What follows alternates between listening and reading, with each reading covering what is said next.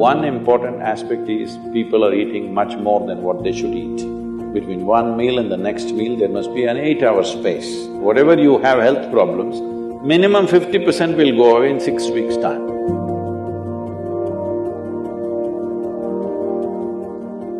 Namaskaram, Sadhguru.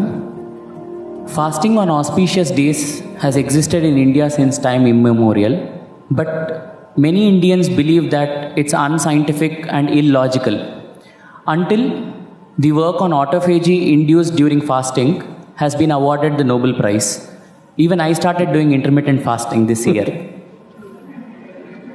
So why are such beneficial ancient practices being labeled orthodox and then immediately implemented once there is a Western approval? That's because you don't have the right color of the skin.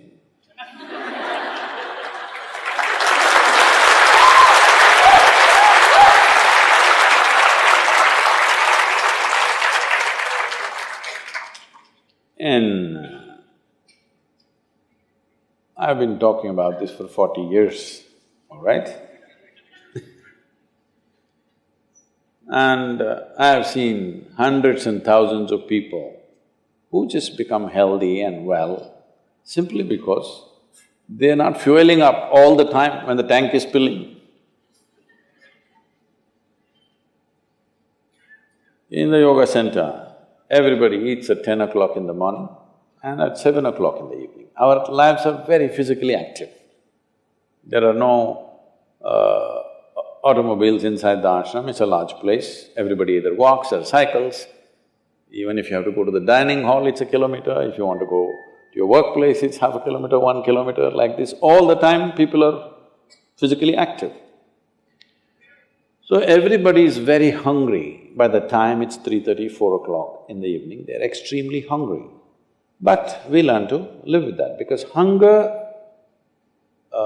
empty stomach and hunger are two different things. Hunger means your energy levels start dropping.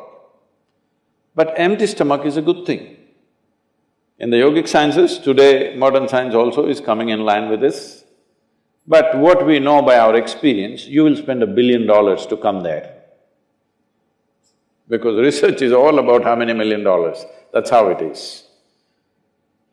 Your body and your brain works at its best only when your stomach is empty.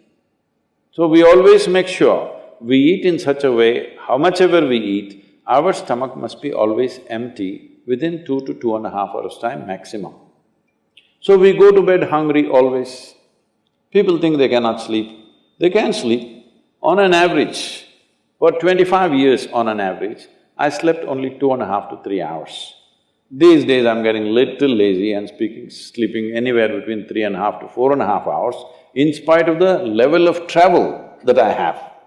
When I say level of travel, if I say my level of travel in the next few days, you will fall off your chair. Yes? Should I tell you? No, not necessarily. Because in the next 10 days, I'm in 5 different countries doing I don't know how many events, all kinds of events. So, you're able to keep this up simply because you don't overeat. It's very, very important.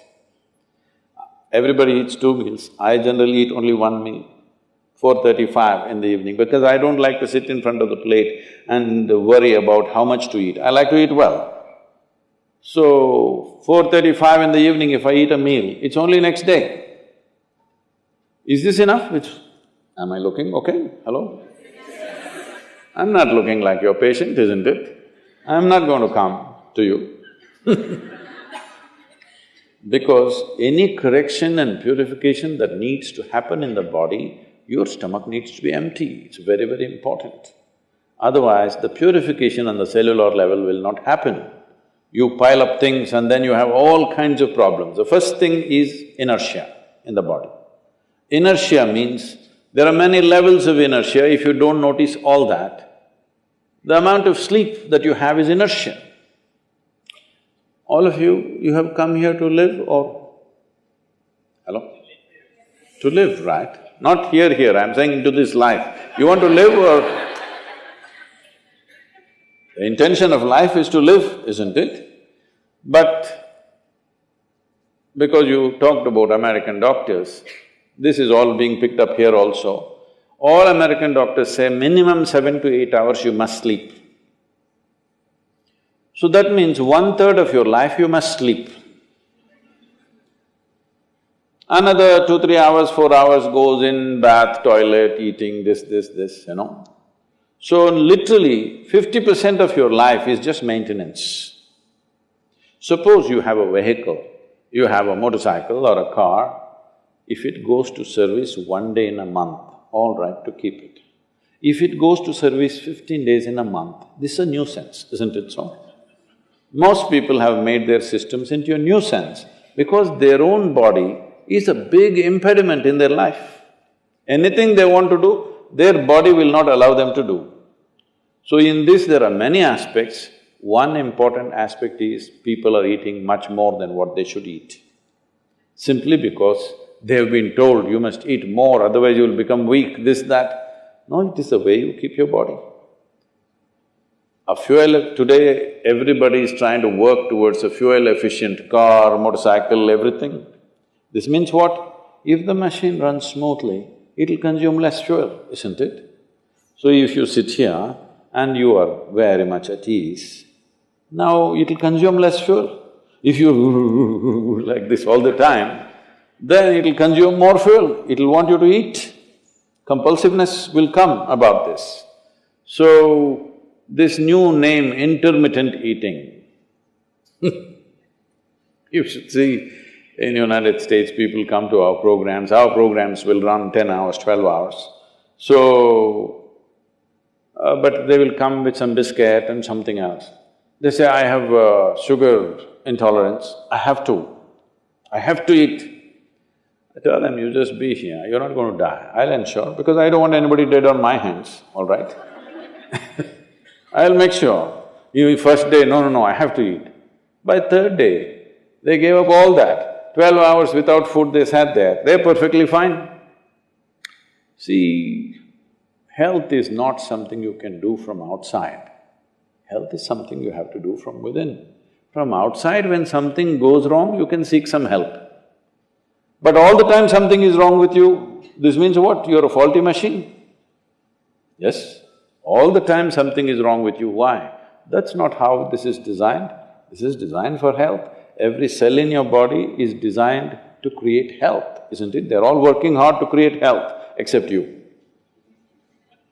So, minimum 8 hours gap is what is recommended in yoga. Between one meal and the next meal, there must be an 8-hour space. If you do this, you will see half your problems of health, whatever you have health problems, minimum 50% will go away in 6 weeks' time. If you do certain other things which may right now seem little extreme to you, if you have a little yogic practice, something meditative within you, then you will see 90% of your problem will go off. 10% if it still persists, we can treat it. Now, it's become like this, the healthcare systems, especially where there is heavy insurance policies. People are eating and drinking all kinds of rubbish, go to the doctor and say, fix me. This is not how it works